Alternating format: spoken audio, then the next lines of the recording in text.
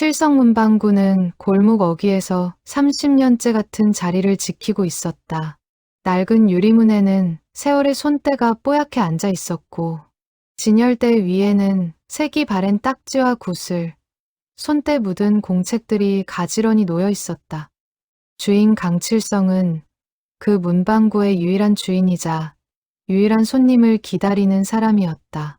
67, 아내를 먼저 보낸 지 5년째 되는 여름이었다. 골목을 오가는 사람들은 그를 그저 오래된 가게를 지키는 무뚝뚝한 노인으로만 알고 있었지만 그의 마음속에는 아무도 모르는 외로움과 그리움이 조용히 쌓여가고 있었다. 아침 일찍 가게 문을 여는 것은 그의 오래된 습관이었다.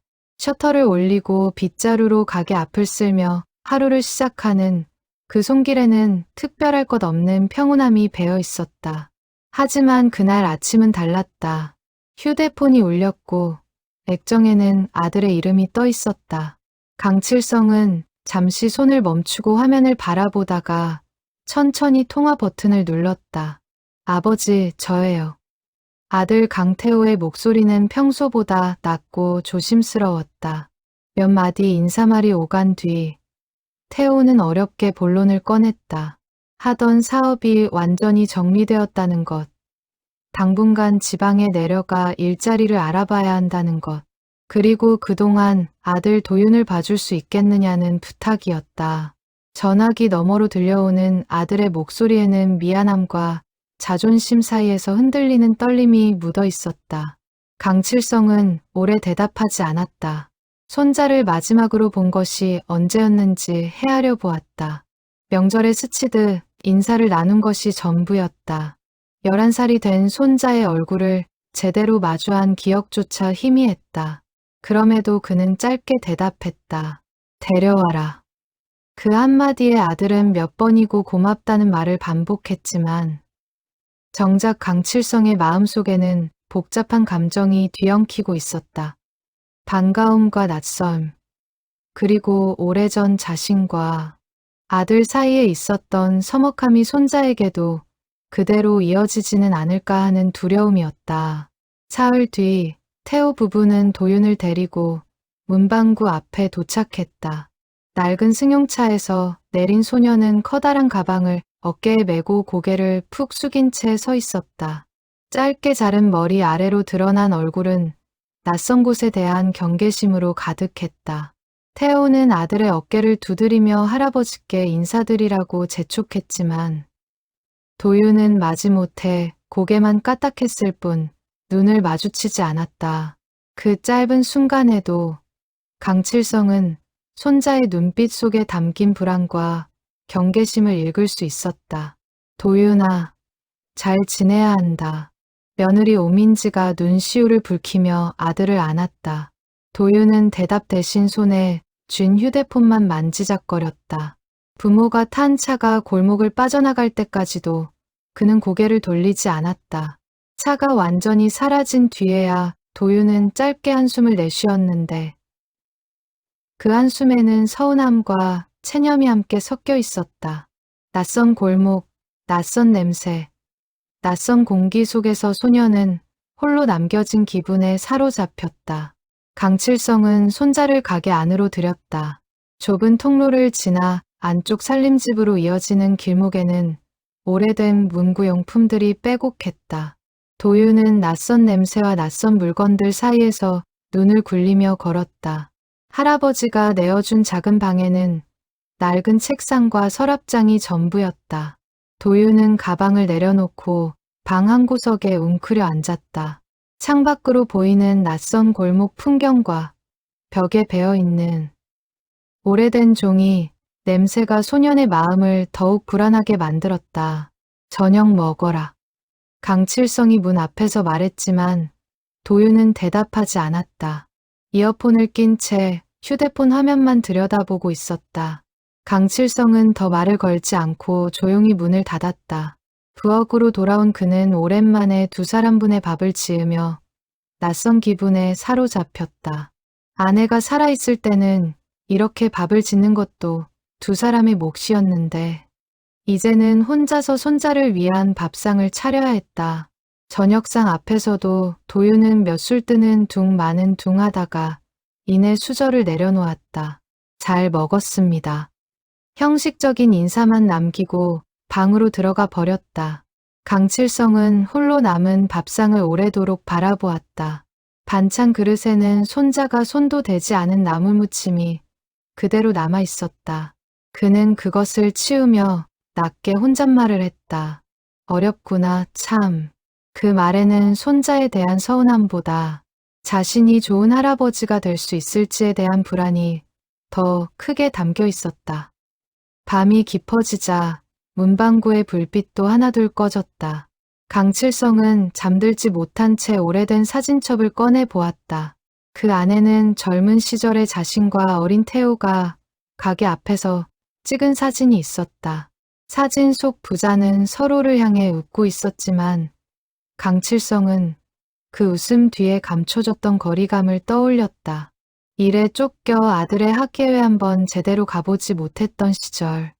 아들이 커가는 동안 함께한 시간보다 등을 보인 시간이 더 많았다는 사실이 새삼스럽게 마음을 무겁게 눌렀다.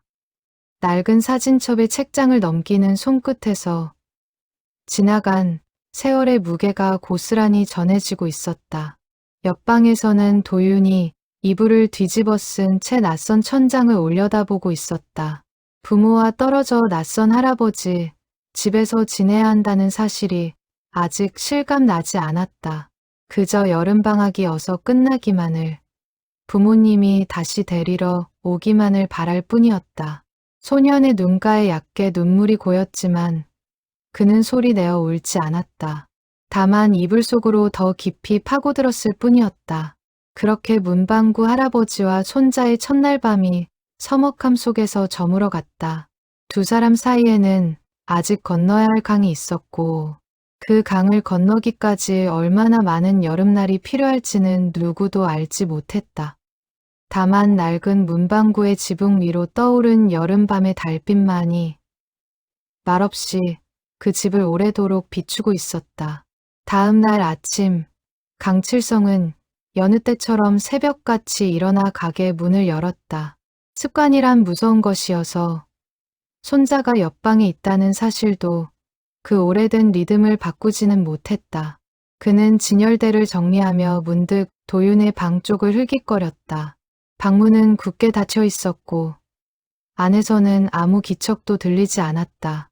늦은 아침이 되어서야 도윤이 부스스한 얼굴로 방에서 나왔다. 낯선 집의 낯선 아침 햇살에 눈을 찡그리며 소녀는 두리번거렸다. 식탁 위에는 계란말이와 흰쌀밥이 차려져 있었지만 도윤은 선뜻 앉지 못하고 문가에 서 있었다. 먹어라. 식겠다. 강칠성이 무뚝뚝하게 말을 건넸다. 도윤은 조용히 의자에 앉아 몇 술을 뜨는 둥 마는 둥했다. 식사가 끝난 뒤 도윤은 다시 방으로 들어가려 했다. 그때 강칠성이 낮은 목소리로 물었다. 심심하면 가게에 나와서 앉아 있어도 된다. 도윤은 대답 없이 고개만 끄덕였지만 그 말을 어떻게 받아들여야 할지 몰라 잠시 머뭇거렸다. 결국 소녀는 방으로 들어가 휴대폰을 붙잡았다. 배터리가 다 닳도록 화면만 들여다보는 것이 그가 아는 유일한 시간 보내는 법이었다. 오후가 되자 문방구에 손님들이 하나둘 들었다. 동네 아이들이 몰려와 학용품을 고르고 나이 든 단골 손님이 들러 안부를 물었다. 아이고, 손자 왔다면서요? 이웃 할머니가 반갑게 물었다. 강칠성은 멋쩍은 웃음을 지으며 그렇다고 답했다. 많이 컸겠네. 한번 봅시다. 할머니의 말에 강칠성은 안쪽 방을 향해 도윤을 불렀지만 소녀는 끝내 나오지 않았다. 그 모습에 강칠성의 얼굴에는 옅은 그늘이 스쳤다. 저녁이 되어서야 도윤은 배가 고팠는지 슬그머니 방문을 열고 나왔다. 마침 가게를 정리하던 강칠성과 눈이 마주쳤다. 두 사람은 잠시 서로를 바라보았다. 무슨 말을 해야 할지 몰라 침묵이 흘렀다. 먼저 시선을 돌린 것은 도윤이었다. 강칠성은 그 뒷모습을 보며 낮게 한숨을 내쉬었다. 손자와의 거리를 좁히는 일이 생각보다 훨씬 더디고 조심스러운 일이 될 것 같다는 예감이 들었다. 그날 밤에도 강칠성은 쉽게 잠들지 못했다. 그는 오래된 라디오를 틀어놓고 낮은 볼륨으로 옛 노래를 들으며 하루를 정리했다.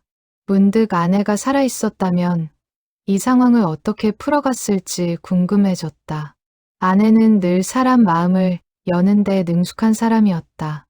강칠성은 그런 아내의 지혜를 빌릴 수 없다는 사실이 새삼 아쉬웠지만 동시에 스스로 이 여름을 이겨내야 한다는 다짐도 함께 다졌다. 옆방의 도윤 역시 잠들지 못한 채 어둠 속에서 눈을 뜨고 있었다. 낯선 천장, 낯선 냄새, 낯선 정적. 소녀는 부모님과 함께 지내던 아파트의 익숙한 소음들이 문득 그리워졌다. 자동차 소리, 텔레비전 소리, 부모님의 나지막한 대화 소리. 이곳에는 그런 익숙함이 없었다. 오직 벽시계 초침 소리와 이따금 들려오는 풀벌레 소리뿐이었다. 도윤은 이불을 끌어안으며 눈을 감았다. 어서 빨리 이 여름이 지나가기를 그저 그것만을 바라면서. 여름방학이 시작되고 열흘이 지났지만 강칠성과 도윤 사이의 거리는 좀처럼 좁혀지지 않았다. 두 사람은 한 지붕 아래 살면서도 마치 다른 세상에 사는 사람들처럼 겉돌았다. 아침이면 간단한 인사만 나눌 뿐 하루 대부분을 각자의 방식으로 흘려보냈다. 강칠성은 가게를 지켰고 도윤은 방 안에서 휴대폰 화면만 들여다보았다. 그 열흘 동안 강칠성은 몇 번이나 손자에게 먼저 다가가려 했지만 그때마다 어색함이 앞서 결국 말을 삼키곤 했다. 평생 무뚝뚝하게 살아온 그에게 어린 손자의 마음을 여는 일은 가게 운영보다 훨씬 어려운 숙제처럼 느껴졌다. 그러던 어느 날 강칠성은 손자에게 심부름을 시켜보기로 했다. 도윤아, 저기 창고에서 상자 좀 가져와라. 대답 없는 침묵이 흘렀다. 몇 초 뒤 도윤은 마지못해 방문을 열고 나왔다.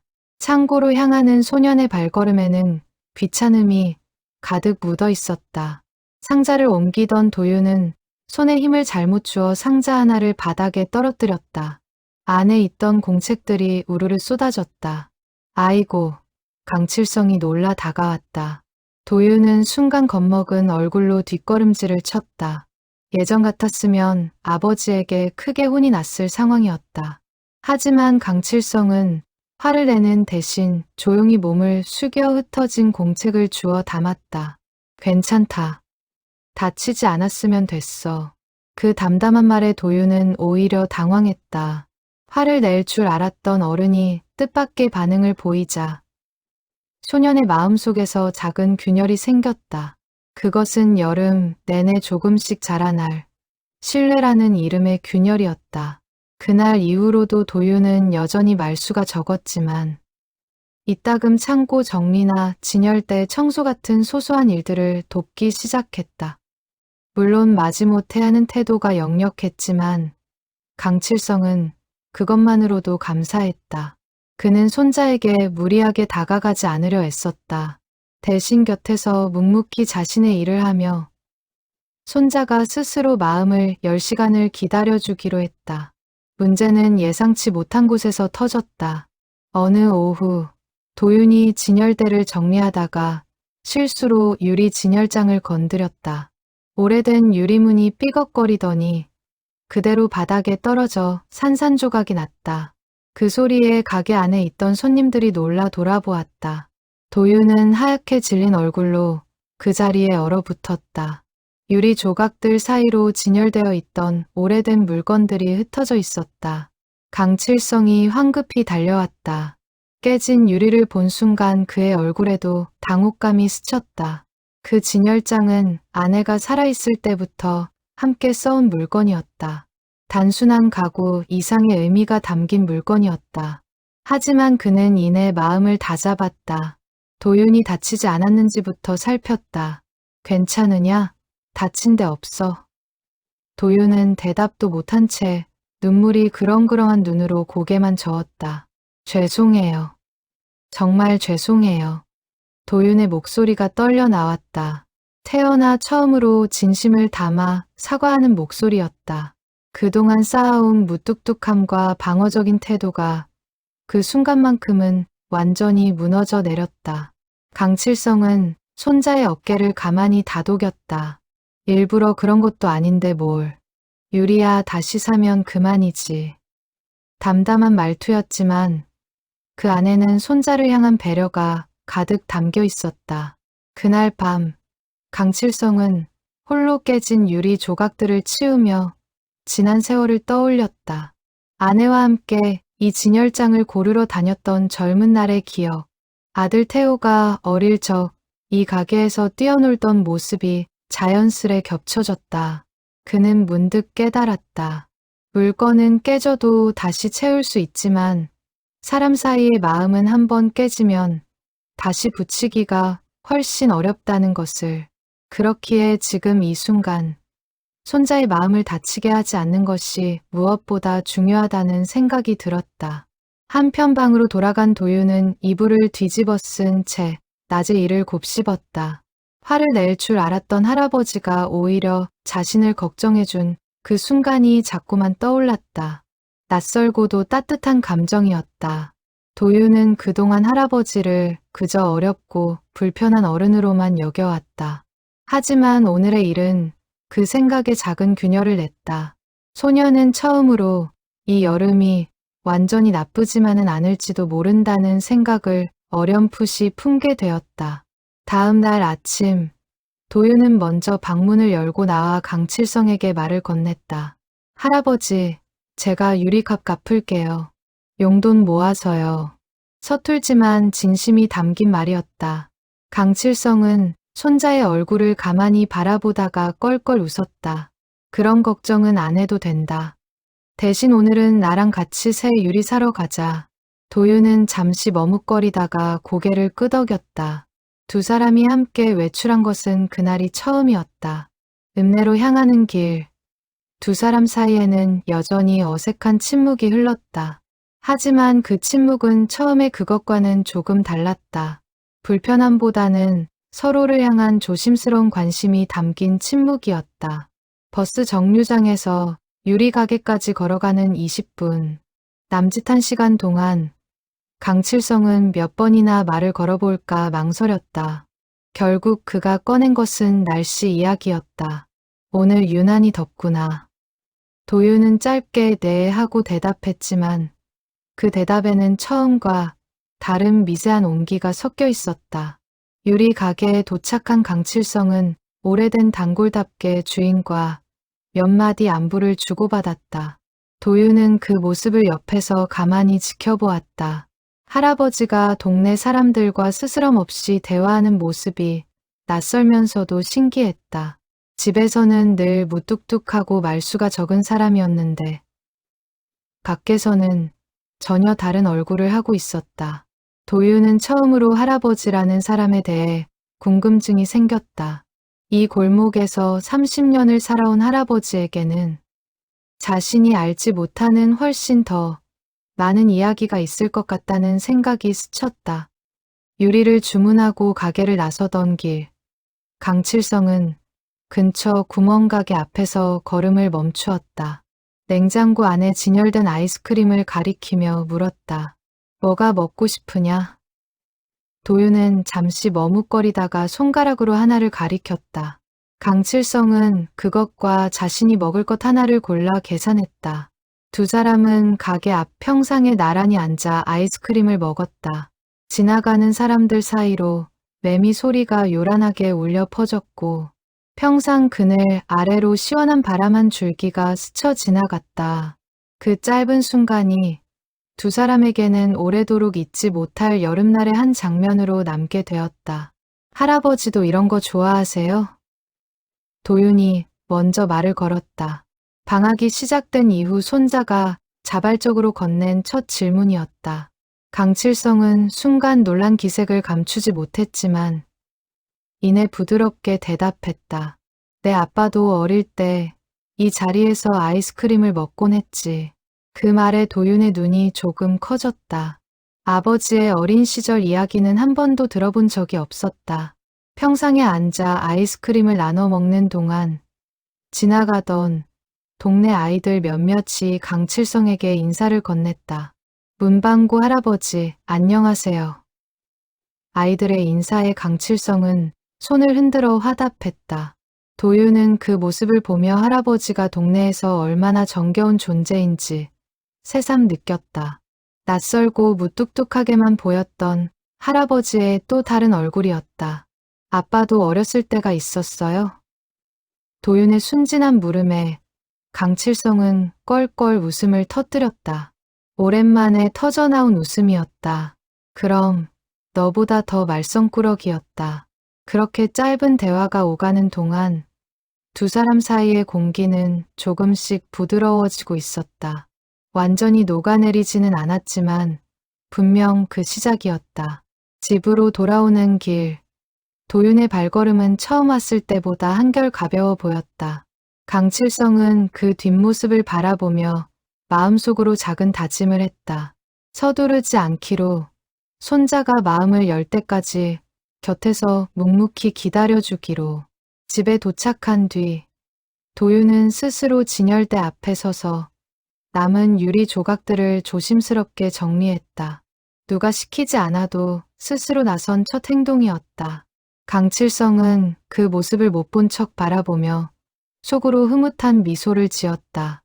저녁 식사 자리에서도 도윤은 처음으로 반찬을 골고루 비웠다.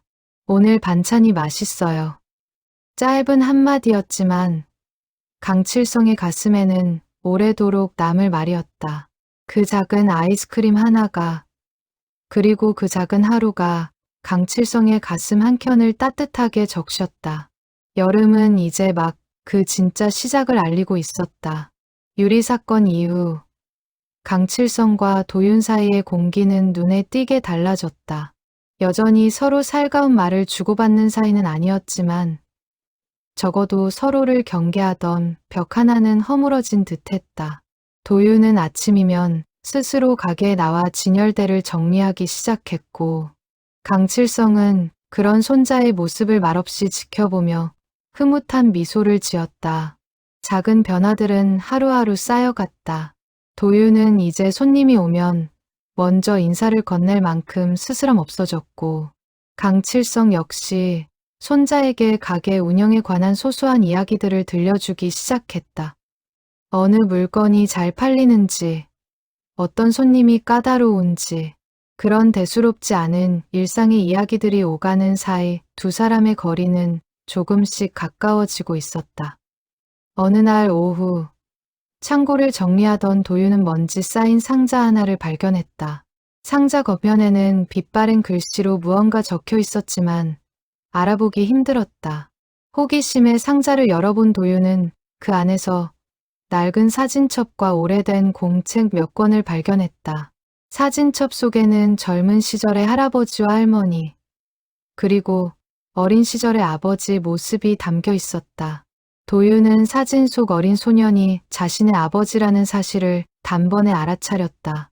사진 속 아버지는 지금과는 전혀 다른 장난기 가득한 얼굴로 문방구 앞에서 웃고 있었다. 도윤은 그 사진들을 한 장 한 장 넘겨보며 낯선 감정에 사로잡혔다. 아버지에게도 이렇게 천진난만하던 시절이 있었다는 사실이 새삼 신기했다. 사진첩과 함께 있던 공책은 낡은 일기장이었다. 도윤은 조심스럽게 첫 장을 펼쳤다. 그 안에는 젊은 시절 강칠성이 아들 태호를 키우며 남긴 짧은 기록들이 적혀 있었다. 오늘도 태호와 놀아주지 못했다. 가게 일이 바빠서 아이가 혼자 놀고 있는 모습을 보니 마음이 무겁다. 서툰 글씨로 적힌 그 문장을 읽으며 도윤은 묘한 기분에 휩싸였다. 그때 마침 창고에 들어온 강칠성이 손자가 들고 있는 것을 발견했다. 순간 그의 얼굴에 당혹감이 스쳤다. 그것은 아무에게도 보여준 적 없는 오래전 자신의 부끄러운 기록이었다. 그건 어디서 났느냐? 강칠성의 목소리가 평소와 달리 떨렸다. 도윤은 당황해서 일기장을 내밀며 말했다. 죄송해요. 몰래 본 건 아니고 그냥 상자에 있어서. 그의 목소리에도 미안함과 당혹감이 함께 묻어났다. 강칠성은 잠시 말없이 일기장을 받아들었다. 낡은 종이를 넘기며 그는 오래전 기억 속으로 빠져들었다. 그 시절 그는 문방구 운영에 매달려 아들과 제대로 된 시간을 보내지 못했다. 학교 행사 한번 가보지 못했고 아들이 원하는 것을 물어봐 줄 여유조차 없었다. 아들이 자라 자신만의 가정을 꾸린 뒤에도 두 사람 사이에는 늘 어색한 거리가 존재했다. 할아버지도 아빠한테 이렇게 미안한 마음이 있었어요? 도윤이 조심스럽게 물었다. 강칠성은 잠시 침묵하다가 낮은 목소리로 대답했다.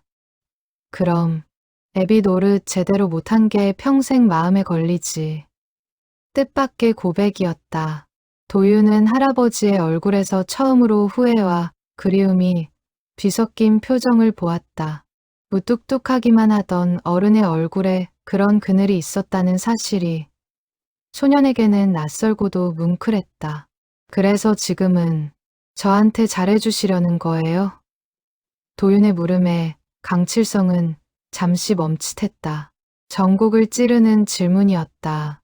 그는 솔직하게 답했다. 그럴지도 모르지. 내 아빠한테 못 해준 걸 너한테라도 해주고 싶은 마음이 있는 것 같다. 그 말에 도윤은 아무 대답도 하지 못한 채 일기장만 내려다보았다. 소년의 마음속에는 복잡한 감정이 뒤엉키고 있었다. 서운함과 이해, 그리고 아주 조금씩 자라나는 연민이었다. 그날 저녁, 두 사람은 처음으로 나란히 앉아 사진첩을 함께 넘겨보았다. 강칠성은 사진 하나하나에 얽힌 이야기를 손자에게 들려주었다. 아버지가 어릴 적 문방구에서 딱지치기를 하다 유리를 깨뜨렸던 일화, 처음. 자전거를 배우다 넘어져 무릎이 까졌던 일화. 도윤은 몰랐던 아버지의 모습들을 하나씩 알아가며 신기해했다. 아빠도 저처럼 사고뭉치였네요. 도윤의 말에 강칠성은 크게 웃었다. 사진첩을 넘길 때마다 흘러나오는 예시이야기들은 그동안 도윤이 알지 못했던 가족의 역사를 하나씩 채워주고 있었다. 이야기가 무르익을 무렵 도윤이 조심스럽게 물었다. 할아버지, 그럼 아빠 사업 망한 것도 걱정되세요? 강칠성의 얼굴이 잠시 어두워졌다. 당연히 걱정되지. 그래도 사람이 넘어졌다고 끝나는 건 아니니까 다시 일어서면 되는 거야. 담담하지만 확신의 참 말투였다. 도윤은 그 말 속에서 아버지에 대한 할아버지의 깊은 사랑을 느낄 수 있었다. 할아버지는 사업 실패해 본 적 있어요? 도윤이 문득 궁금한 듯 물었다. 강칠성은 잠시 웃으며 대답했다. 그럼 이 문방구도 처음엔 몇 번이나 망할 뻔했지. 큰 마트가 들어서면서 손님이 뚝 끊긴 적도 있었고 물건값을 제대로 못 받아서 힘들었던 적도 있었다. 도윤은 눈을 크게 뜨며 놀라워했다. 그런데 어떻게 지금까지 가게를 하고 계세요? 강칠성은 담담하게 답했다. 포기하지 않으면 어떻게든 길이 생기더구나. 내 아빠도 분명 그럴 거다. 도윤은 그 이야기를 들으며 문득 자신이 알던 할아버지의 모습과는 또 다른 면을 발견한 기분이었다. 평생 한자리에서 묵묵히 가게를 지켜온 사람이라고만 생각했는데 그 뒤에는 수많은 위기와 인내의 시간이 있었다. 할아버지도 그때 무섭지 않으셨어요? 도윤의 물음에 강칠성은 잠시 먼 곳을 바라보다 대답했다. 왜 안 무서웠겠느냐. 그래도 내 할머니랑 함께 버텨냈으니까 여기까지 온 거지.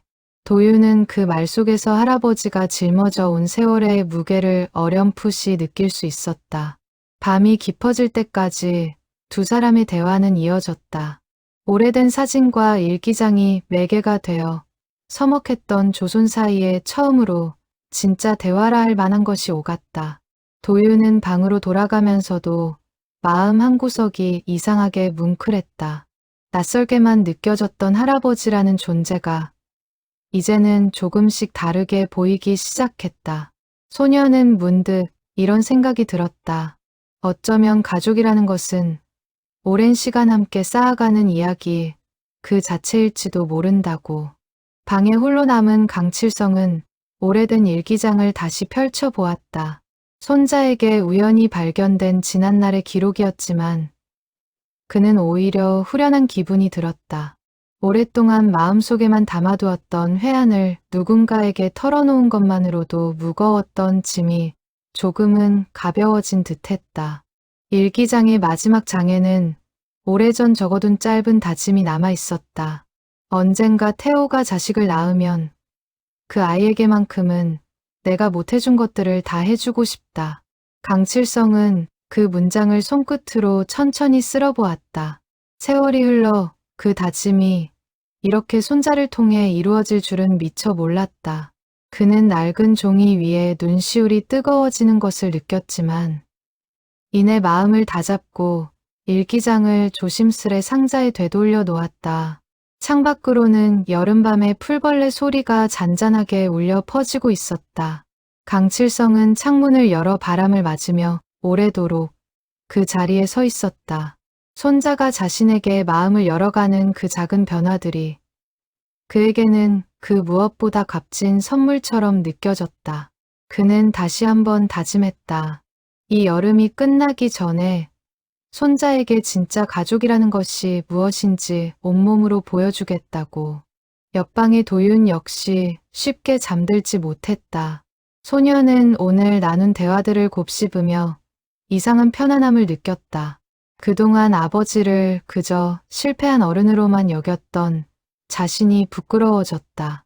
아버지에게도 서툴고 부족했던 시절이 있었고 그런 아버지를 걱정하고 사랑하는 할아버지가 있었다. 도윤은 문득 부모님이 보고 싶어졌다. 하지만 예전처럼 서럽거나 외로운 그리움이 아니었다. 오히려 이 여름을 잘 견뎌내면 부모님께 자랑스러운 모습으로 다시 만날 수 있을 것 같은 든든한 그리움이었다.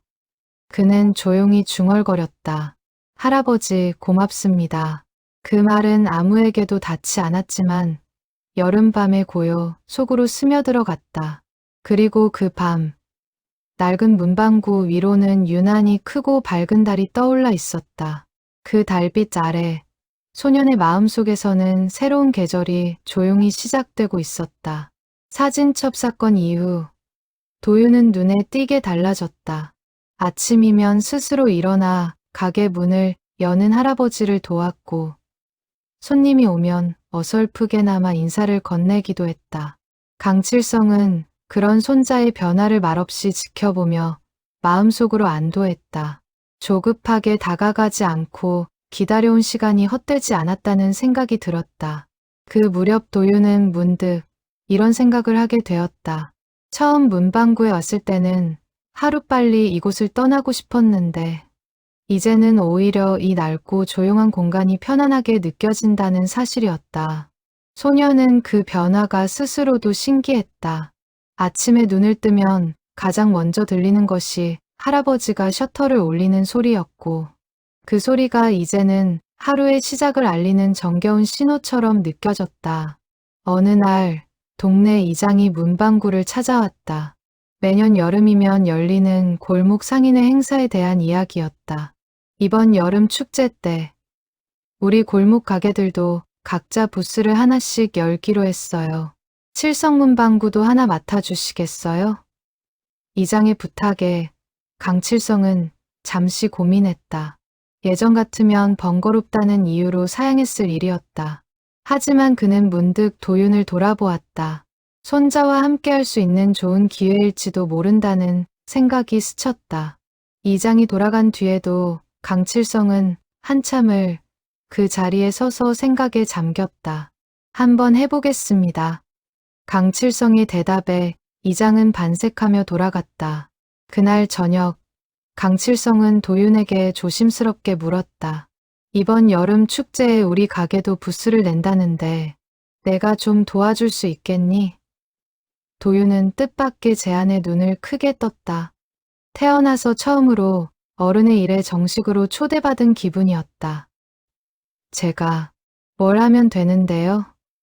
소년의 목소리에는 설렘이 묻어 있었다. 그날부터 두 사람은 함께 축제 부스를 준비하기 시작했다. 강칠성은 오래된 문구용품들 중 아이들이 좋아할 만한 것들을 골라내는 일을 맡았고, 도윤은 그것들을 예쁘게 진열하는 아이디어를 냈다.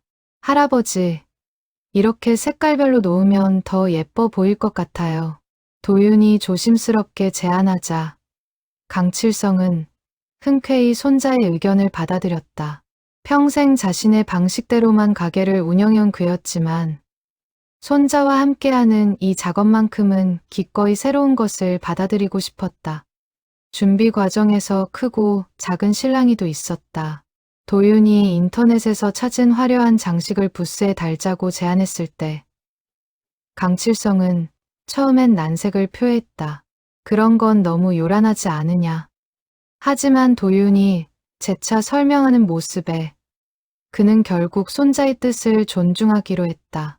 그래, 내가 원하는 대로 한번 해보자. 그 말에 도윤의 얼굴에 환한 미소가 번졌다. 처음으로 자신의 의견이 존중받는 경험이었다. 준비하는 동안 두 사람은 자연스럽게 많은 대화를 나누게 되었다.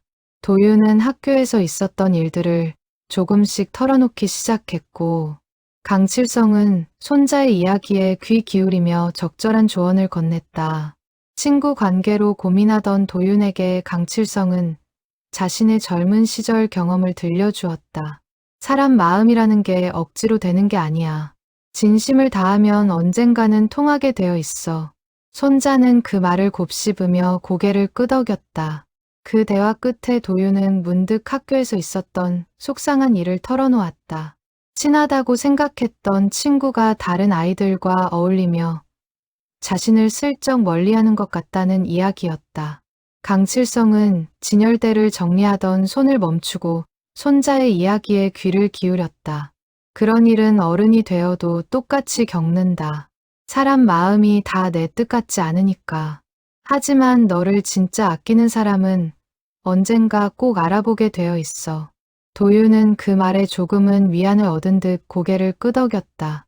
축제 준비가 무르익어 갈 무렵, 도윤은 처음으로 할아버지에게 자신의 속마음을 털어놓았다. 할아버지, 사실 처음에 여기 왔을 때 너무 싫었어요. 부모님이 저를 버리는 것 같은 기분이었거든요. 뜻밖의 고백에 강칠성은 하던 일을 멈추고 손자를 바라보았다. 그랬구나. 몰랐다. 그런 마음이었는지. 그의 목소리에는 진심 어린 미안함이 담겨 있었다. 그는 손자가 그동안 얼마나 큰 외로움을 혼자 견뎌왔을지 생각하니 가슴이 아려왔다. 근데 지금은요. 여기 온 게 다행이라는 생각이 들어요. 도윤이 수줍게 덧붙였다. 강칠성은 순간 뭉클해지는 감정을 애써 눌렀다. 그렇게 말해주니 고맙구나. 짧은 대답이었지만 그 안에는 손자를 향한 깊은 애정이 담겨 있었다. 두 사람은 잠시 말없이 서로를 바라보다가 이내 다시 하던 일로 돌아갔다. 굳이 더 많은 말이 필요하지 않은 순간이었다. 부스 정리를 마친 뒤에도 두 사람은 쉽게 자리를 뜨지 못했다. 어스름이 내려앉은 골목에는 다른 상인들도 하나둘 마무리 작업을 하고 있었다. 역학의 떡집 아주머니가 다가와 인사를 건넸다. 두 분이 손발이 아주 척척 맞으시네요. 부럽습니다. 강칠성은 손자를 슬쩍 바라보며 대답했다. 이제 좀 손이 맞아가는 중입니다. 그 말에 도윤이 작게 웃음을 터뜨렸다. 집으로 돌아온 뒤 도윤은 자신이 그린 부스 스케치를 다시 꺼내 보았다. 처음 아이디어를 낼 때만 해도 자신 없어 하던 손그림이었다. 하지만 그 스케치대로 완성된 부스를 직접 보니 뿌듯함이 밀려왔다. 할아버지, 저 이런 거 계속 해봐도 될까요? 뭔가 만들고 꾸미는 거요. 도윤이 조심스럽게 물었다. 강칠성은 손자의 눈빛에서 진지함을 읽고는 힘주어 대답했다. 당연하지. 재능이 있는 걸 왜 못하게 하겠느냐. 그날 밤, 강칠성은 오래된 창고 한편에서 손자를 위한 작은 작업 공간을 만들어주기로 마음먹었다. 자신이 쓰지 않는 낡은 책상 하나를 깨끗이 닦고 도윤이 쓸 수 있도록 그림 도구들을 챙겨 넣었다. 다음 날 아침, 그 공간을 발견한 도윤은 눈을 크게 뜨며 감격했다. 이거 저 주시는 거예요? 강칠성은 멋쩍게 웃으며 고개를 끄덕였다. 손자의 얼굴에 번지는 환한 미소가 그 어떤 보답보다 값진 것이었다. 그 작은 책상은 곧 도윤의 아지트가 되었다. 학교 준비물로 남겨두었던 색연필과 스케치북을 꺼내어 소녀는 매일 오후 그 자리에 앉아 붓에 걸 그림들을 그렸다. 처음에는 서툴렀지만 하루하루 그림 실력이 눈에 띄게 늘어갔다. 강칠성은 가게 일을 보면서도 틈틈이 손자의 작업을 곁눈질하며 흐뭇한 미소를 지었다. 어느 날 오후, 태호에게서 전화가 걸려왔다. 강칠성은 손자가 축제 준비에 열심이라는 소식을 전했다. 우리 도윤이가 그림에 소질이 있는 것 같다. 붓을 꾸미는 걸 아주 야무지게 하더구나. 전화기 너머로 태호의 반가운 목소리가 들려왔다. 정말요? 도윤이가 그런데 관심 있는 줄 몰랐어요. 강칠성은 손자에게도 전화를 바꿔주었고 도윤은 신이 나서 그동안의 준비 과정을 아버지에게 조잘조잘 이야기했다. 통화를 마친 도윤의 얼굴에는 뿌듯함이 가득했다. 부모님께 자신이 잘하고 있는 무언가를 자랑할 수 있다는 사실이 소년에게는 그 무엇보다 큰 힘이 되었다. 강칠성은 그 모습을 보며 마음속으로 다짐했다. 앞으로도 손자가 무엇을 좋아하고 무엇에 재능이 있는지 곁에서 세심하게 살펴주겠다고. 준비가 계속되는 동안 크고 작은 해프닝도 있었다. 하루는 물감을 쏟아 책상이 온통 얼룩졌고 또 하루는 밤늦도록 작업하다 도윤이 책상에 엎드려 잠든 모습을 강칠성이 발견하기도 했다. 그는 손자를 깨우지 않고 조심스럽게 이불을 덮어주며 낮게 중얼거렸다. 이렇게 열심히 하는 걸 보니 우리 도윤이가 참 대견하구나. 축제 전날 밤, 부스 준비를 마친 두 사람은 완성된 모습을 함께 바라보았다. 알록달록하게 꾸며진 문방구 부스는 예전의 낡고 칙칙한 모습과는 완전히 달라져 있었다. 우리가 이렇게 예쁘게 만들었다는 게 믿기지 않아요. 도윤이 뿌듯한 표정으로 말했다. 강칠성 역시 손자와 함께 이룬 결과물을 바라보며 오랜만에 진한 성취감을 느꼈다. 내일 사람들이 많이 올까요? 도윤이 다시 한번 살짝 긴장한 목소리로 물었다. 글쎄다, 많이 오면 좋겠지만 몇 명이 오든 우리가 정성껏 준비했다는 게 중요한 거지. 강칠성의 담담한 대답에 도윤은 고개를 끄덕였다. 그날 밤, 도윤은 오랜만에 설렘 가득한 마음으로 잠자리에 들었다. 낯선 할아버지 집에서의 여름이 이제는 조금씩 그리운 추억이 되어가고 있었다. 축제 당일 아침부터 골목 전체가 분주했다. 상인들은 저마다 부스를 정비했고 아이들과 부모들이 하나둘 모여들기 시작했다. 칠성문방구 부스 앞에도 곧 사람들의 발길이 이어졌다. 도윤은 처음엔 낯설어하며 강칠성이 뒤에 숨어 있었지만 손님들이 물건을 살펴보며 감탄하는 모습을 보자 조금씩 용기를 냈다. 아침 햇살 아래 골목은 온통 색색의 천막과 사람들의 활기로 가득했다.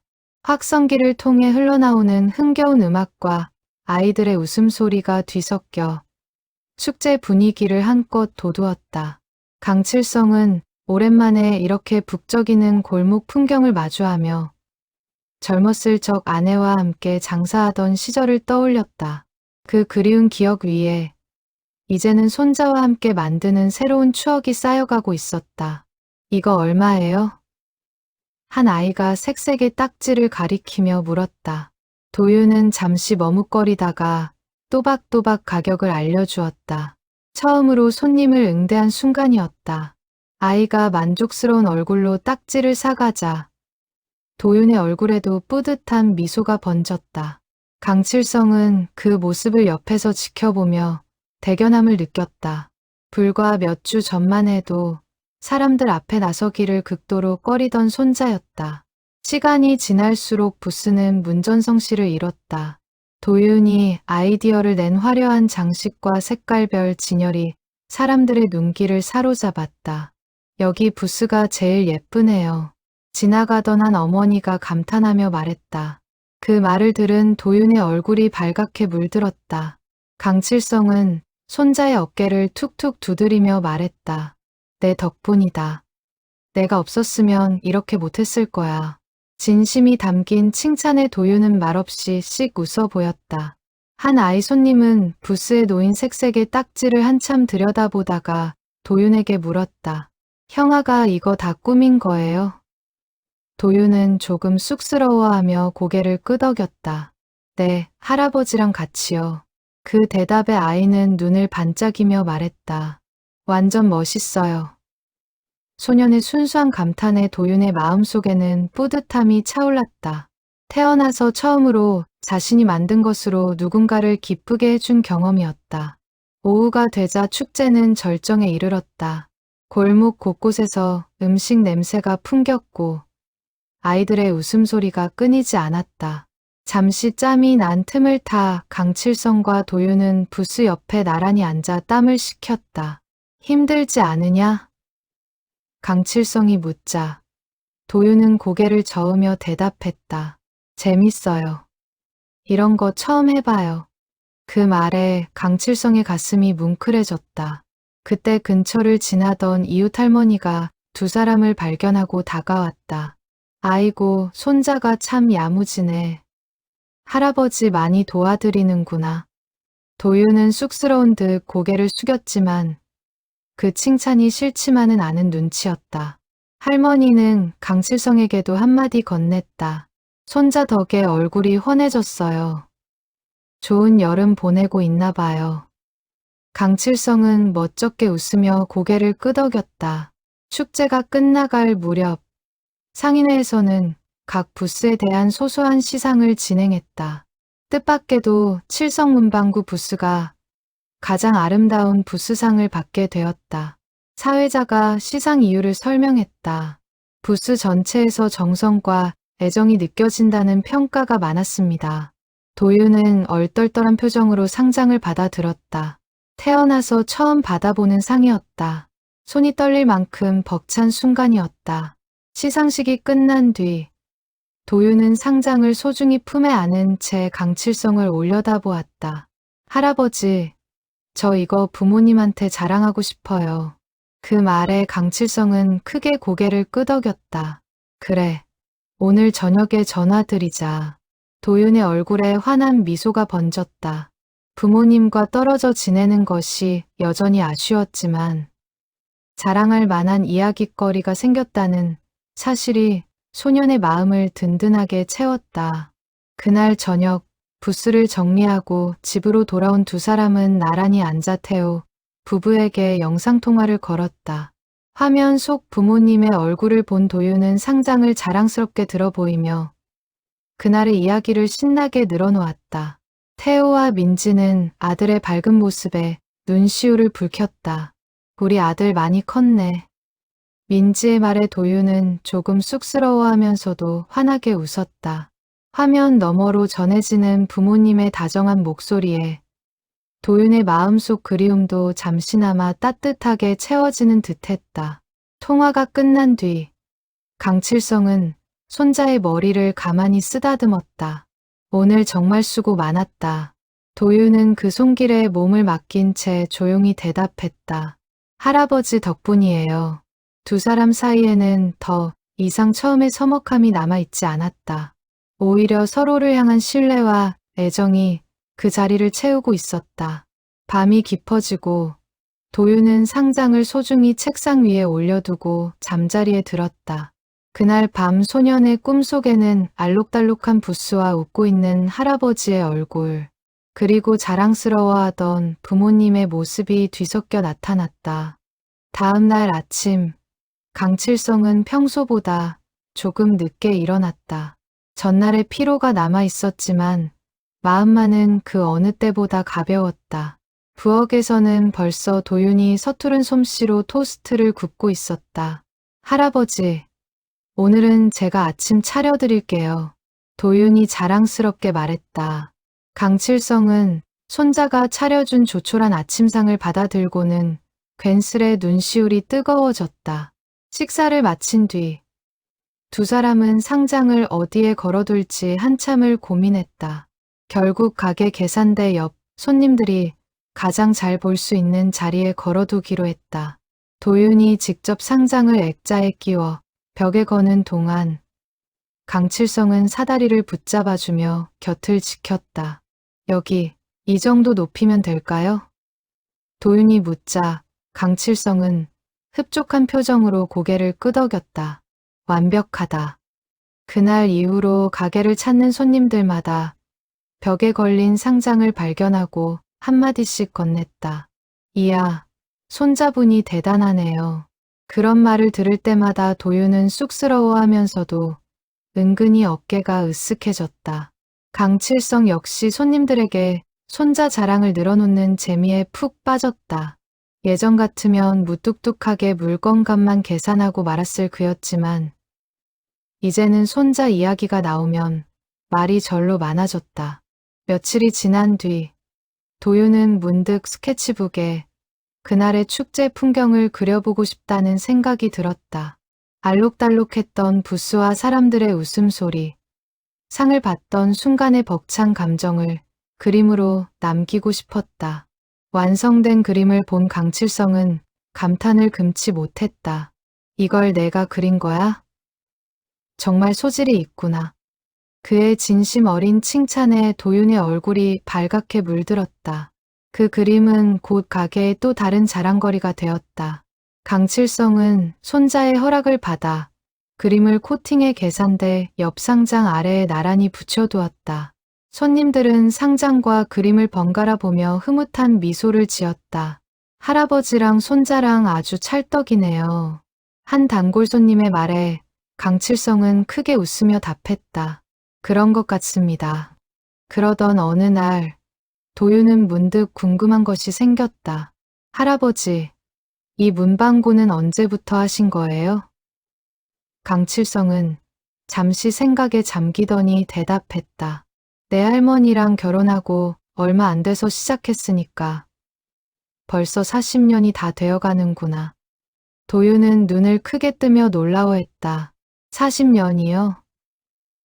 그럼 이 가게가 저보다 훨씬 나이가 많은 거네요. 그 말에 강칠성은 껄껄 웃으며 고개를 끄덕였다. 이 가게에 얽힌 이야기가 참 많다. 내 아빠도 여기서 걸음마를 뗐고 내 할머니도 여기서 마지막까지 나랑 함께 일했지. 강칠성의 목소리에는 옅은 그리움이 묻어났다. 도윤은 그 이야기를 들으며 이 낡은 가게가 단순한 상점이 아니라 3대에 걸친 소중한 추억이 쌓인 공간이라는 것을 새삼 깨달았다. 그럼 저도 이 가게 지켜야겠네요. 도윤의 장난스러운 말에 강칠성은 흐뭇하게 웃으며 손자의 머리를 쓰다듬었다.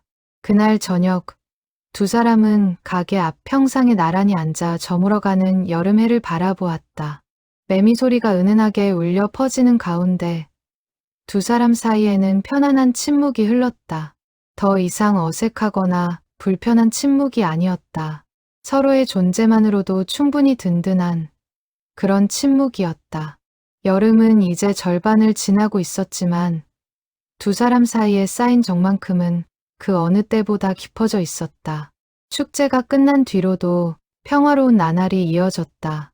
도윤은 이제 완전히 문방구의 일부가 된 듯 자연스럽게 가게 일을 도왔고 강칠성과의 대화도 한결 편안해졌다. 저녁이면 두 사람은 마당에 나란히 앉아 그날 있었던 일들을 나누는 것이 일상이 되었다. 여름은 무르익어 가고 있었고 두 사람의 관계도 그만큼 깊어지고 있었다. 이 무렵 도윤은 처음으로 동네 친구들을 사귀기 시작했다. 문방구를 자주 드나들던 또래 아이들과 자연스럽게 어울리게 된 것이었다. 방과 후면 골목에서 함께 뛰어놀고 가게 앞 평상에 모여 앉아 이야기를 나누기도 했다. 강칠성은 그런 손자의 모습을 보며 흐뭇함을 감추지 못했다. 처음 왔을 때의 외톨이 같던 모습은 이제 온데간데 없었다. 그러던 어느 날 저녁, 강칠성의 휴대폰이 울렸다. 아들 태호였다. 평소보다 늦은 시간에 전화해 강칠성은 왠지 모를 불안감을 느끼며 통화 버튼을 눌렀다. 아버지, 저예요. 태호의 목소리는 무겁게 가라앉아 있었다. 몇 마디 인사가 오간 뒤 태호는 조심스럽게 말을 이었다. 일자리를 구했는데 지방에서도 좀 먼 곳이에요. 당분간 도윤이를 더 맡아주셔야 할 것 같아요. 강칠성은 순간 말문이 막혔다. 방학이 끝나면 부모님 곁으로 돌아갈 거라 믿고 있던 도윤에게 이 소식을 어떻게 전해야 할지 막막했다. 얼마나 더 걸릴 것 같으냐? 강칠성의 물음에 태호는 한참을 망설이다가 답했다. 정확히는 모르겠어요. 최소 2~3달은 더 걸릴 것 같아요. 전화기 너머로 들려오는 아들의 목소리에는 미안함과 무력감이 뒤섞여 있었다. 강칠성은 그 목소리 너머로 아들이 짊어지고 있을 무거운 부담감을 어렴풋이 느낄 수 있었다. 통화를 마친 강칠성은 한참을 그 자리에 서 있었다. 마침 방에서 나오던 도윤이 할아버지의 굳은 표정을 발견하고 물었다. 무슨 일이에요? 아빠 전화였어요? 강칠성은 애써 담담한 표정을 지으며 손자를 바라보았다. 하지만 이 소식을 어떻게 전해야 할지 몰라 잠시 망설였다. 그 침묵이 오히려 도윤에게 불안감을 안겼다. 할아버지, 말씀해 주세요. 무슨 일이에요? 도윤의 목소리가 떨렸다. 강칠성은 결국 마음을 다잡고 사실대로 전했다. 내 아빠가 일자리를 구했는데 조금 먼 곳이라는구나. 그래서 당분간 여기서 더 지내야 할 것 같다. 그 말을 들은 도윤의 얼굴이 순식간에 굳어졌다. 강칠성은 손자의 표정이 변하는 것을 보며 무슨 말이라도 더 덧붙이고 싶었지만 마땅한 위로의 말이 떠오르지 않았다. 그저 자신의 서투른 말이 손자의 마음에 상처를 더할까봐 조심스러울 뿐이었다. 도윤아, 할아버지도 최대한 내가 편하게 지낼 수 있도록 노력할게. 하지만 그 말조차 지금 도윤에게는 온전히 와닿지 않는 듯했다. 얼마나 더요? 도윤의 목소리에는 배신감과 서러움이 섞여 있었다. 정확히는 모르지만 2~3달쯤 걸릴 수도 있다는구나. 강칠성의 대답에 도윤은 아무 말도 하지 못한 채 방으로 뛰어들어갔다. 문이 쾅 닫히는 소리가 집 안에 울려 퍼졌다. 강칠성은 그 자리에 홀로 남아 무거운 한숨을 내쉬었다. 손자의 뒷모습이 사라진 방문을 그는 한참 동안이나 물끄러미 바라보았다. 방 안에 틀어박힌 도윤은 이불을 뒤집어 쓴 채 눈물을 삼켰다. 그동안 애써 참아왔던 서러움이 한꺼번에 몰려왔다. 부모님과 떨어져 지내는 것을 그럭저럭 견뎌왔던 것은 방학이 끝나면 다시 만날 수 있다는 믿음 때문이었다. 그런데 그 기대가 한순간에 무너져 버린 것이다. 도윤은 휴대폰을 꺼내 부모님께 문자를 보냈다. 저 언제 데리러 오세요? 방학 끝나면 온다고 했잖아요. 손끝이 떨려 몇 번이나 오타를 고쳐가며 겨우 완성한 짧은 문장이었다. 한참 뒤에야 도착한 태호의 답장은 도윤의 마음을 더욱 무겁게 만들었다. 미안하다. 아들, 조금만 더 기다려줘. 아빠가 꼭 다시 자리 잡아서 데리러 갈게. 도윤은 그 메시지를 읽고 또 읽으며 눈물을 흘렸다. 미안하다는 말, 조금만 더 기다려달라는 말이 이제는 지겹게 느껴졌다. 소녀는 부모님이 자신을 잊어버린 것은 아닐까 하는 두려움에 사로잡혔다. 휴대폰 화면이 어두워질 때까지 도윤은 그 짧은 문장을 몇 번이고 다시 읽었다. 그날 밤 강칠성은 손자의 방문 앞을 서성이다가 결국 노크를 하지 못하고 돌아섰다. 지금 당장 무슨 말을 건네도 손자의 마음을 달래기 어려울 것 같았다. 대신 그는 부엌에 앉아 홀로 깊은 생각에 잠겼다. 손자가 겪고 있는 혼란과 서러움을 어떻게 다독여야 할지, 그리고 아들 내외의 형편을 어떻게 도와야 할지, 두 가지 무거운 고민이 그의 어깨를 짓눌렀다. 밤이 깊도록 그는 쉽사리 잠자리에 들지 못했다. 다음 날 아침, 도윤은 평소와 달리 방에서 나오지 않았다. 강칠성이 몇 번이나 문을 두드렸지만 대답이 없었다. 결국 문을 살짝 열어본 그는 이불 속에 웅크린 손자의 뒷모습을 발견했다. 밥은 먹어야지. 강칠성의 말에도 도윤은 미동조차 하지 않았다. 강칠성은 조용히 문을 닫고 돌아섰다. 그날 하루 종일 도윤은 방에서 나오지 않았다. 강칠성은 몇 번이나 밥상을 차려 방문 앞에 가져다 놓았지만 손도 대지 않은 채 그대로 남아 있었다. 저녁이 되어서야 강칠성은 걱정스러운 마음에 다시 방문을 두드렸다. 도윤아, 이러다 몸 상한다. 조금이라도 먹자. 여전히 대답은 없었지만 문틈으로 훌쩍이는 소리가 새어나왔다. 강칠성은 그 자리에 주저앉아 문에 등을 기댔다. 손자를 어떻게 위로해야 할지 막막했다.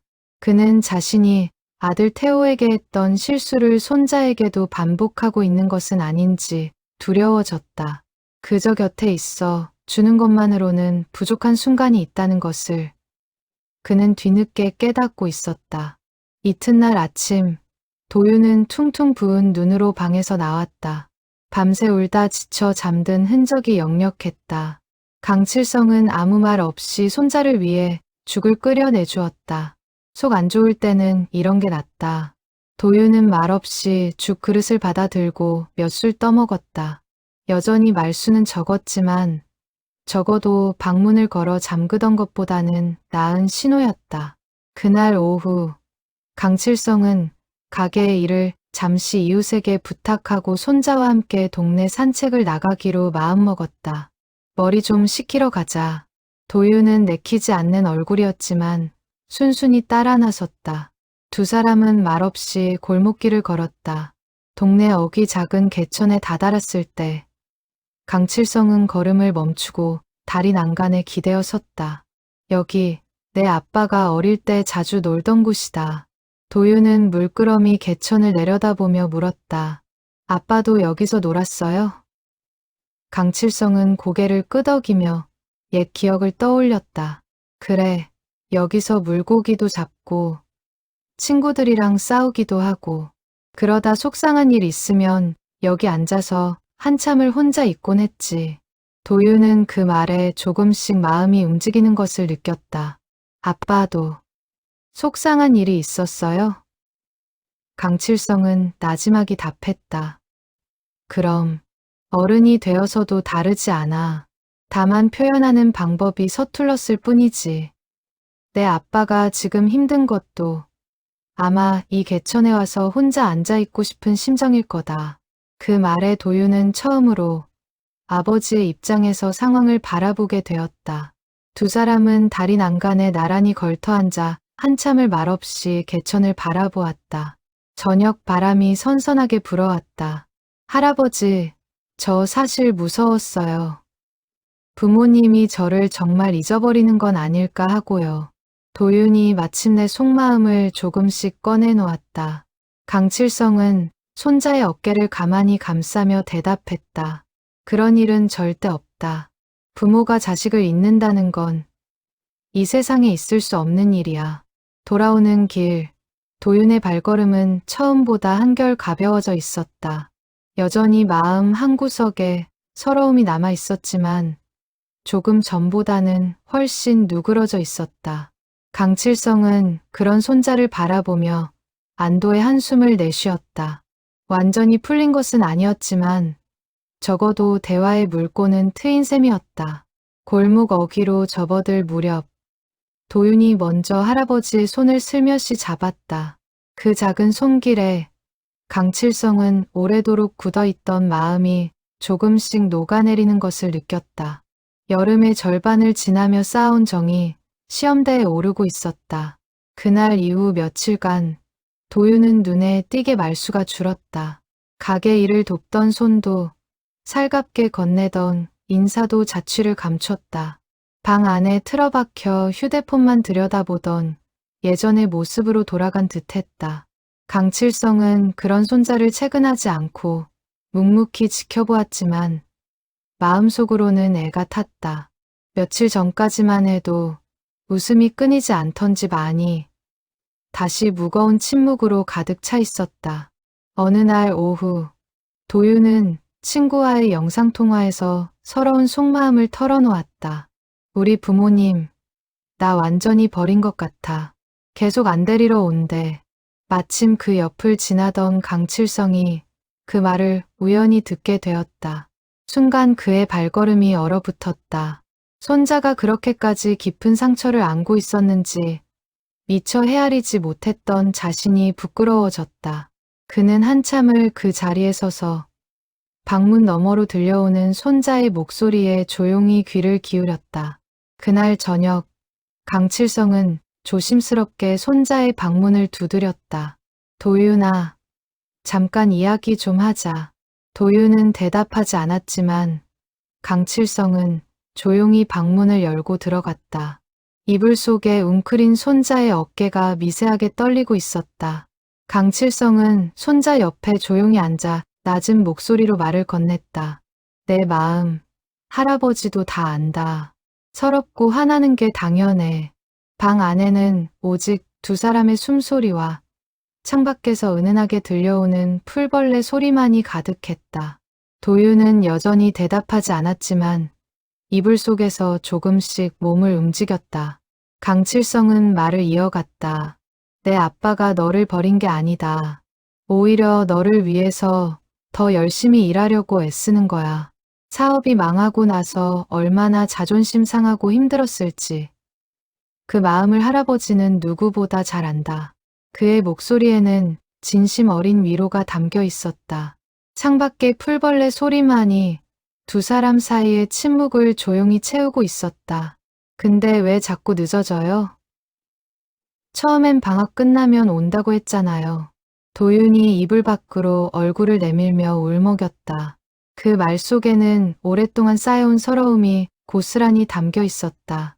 강칠성은 손자의 눈물을 닦아주며 어른들의 사정이라는 것이 늘 계획대로 흘러가지는 않는다는 것을, 그러나 부모의 사랑만큼은 조금도 변함이 없다는 것을 차근차근 설명해 주었다.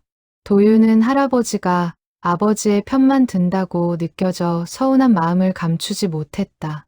그 말 속에는 할아버지 자신도 젊은 시절 아들에게 충분히 다정하지 못했다는 지적이 은근히 섞여 있었다. 강칠성은 그 날카로운 지적을 피하지 않고 정면으로 받아들였다. 자신이 태호에게 표현이 서툴렀던 지난 세월을 솔직하게 인정하며 그때 좀 더 마음을 표현했더라면 지금 태호도 도윤에게 더 잘 표현할 수 있었을 거라는 후회를 조용히 털어놓았다. 그는 그 순간 자신의 오래된 상처를 손자 앞에서 처음으로 온전히 드러내고 있었다. 뜻밖의 솔직한 고백에 도윤은 잠시 말을 잃었다. 강칠성은 이어서 태호가 자신보다 훨씬 좋은 아버지가 되려고 애쓰고 있다는 것을 매일 전화로 안부를 묻는 것만 봐도 알 수 있다고 다독였다. 그 말에 도윤은 조금씩 마음이 누그러지는 것을 느꼈다. 그동안 서러움에 가려보지 못했던 것들이 눈에 들어오기 시작했다. 근데 지금은요. 여기 온 게 다행이라는 생각이 들어요. 도윤이 수줍게 덧붙였다. 강칠성은 순간 뭉클해지는 감정을 애써 눌렀다. 그렇게 말해주니 고맙구나. 짧은 대답이었지만 그 안에는 손자를 향한 깊은 애정이 담겨 있었다. 강칠성은 손자를 가만히 끌어안았다. 처음으로 나누는 포옹이었다. 그래, 그 마음 다 이해한다. 외로울 땐 참지 말고 할아버지한테 말해. 할아버지가 대신 안아줄 테니까. 도윤은 할아버지의 품에 안겨 한참을 울었다. 그동안 참아왔던 서름이 눈물이 되어 쏟아져 나왔다. 강칠성은 손자의 등을 가만히 쓸어내리며 낮은 목소리로 말했다. 울고 싶을 땐 실컷 울어도 된다. 그게 부끄러운 일이 아니야. 그 따뜻한 위로에 도윤은 더욱 서럽게 울음을 터뜨렸다. 오랫동안 억눌러왔던 감정들이 그렇게 눈물로 씻겨 내려가고 있었다. 한참 뒤 울음을 그친 도윤이 코를 훌쩍이며 말했다. 할아버지, 그동안 짜증내서 죄송해요. 강칠성은 손자의 머리를 쓰다듬으며 웃었다. 괜찮다. 그럴 수 있지. 그리고 이제부터는 힘든 거 있으면 참지 말고 얘기해. 알겠지? 도윤은 고개를 끄덕이며 할아버지의 옷깃을 꼭 붙잡았다. 그 작은 손짓 하나에도 두 사람 사이에 새롭게 쌓인 신뢰가 고스란히 느껴졌다. 그날 밤, 두 사람은 나란히 앉아 태호 부부에게 다시 영상통화를 걸었다.